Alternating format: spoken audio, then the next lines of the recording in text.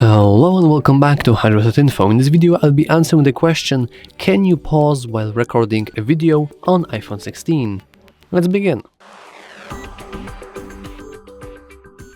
And the answer to that is yes, you can, and let's showcase it. As you can see, I will take the iPhone right now and I will swap to a video. Let's actually choose this camera and let's just start recording and make this disappear. So all you want to do is we can basically just do this and then we'll create this nice effect. So let's start recording and I will put my magical hand on top of it.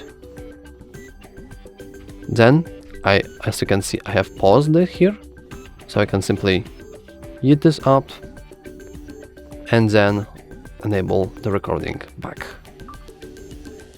And as you can see, it is now gone. And then let's preview the video.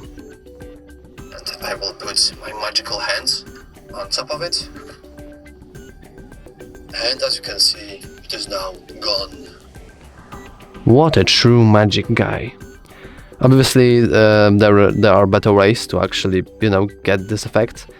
It's called basically editing software, But yeah, it is an ability. You can just pause the recording whenever you want, whenever you need to.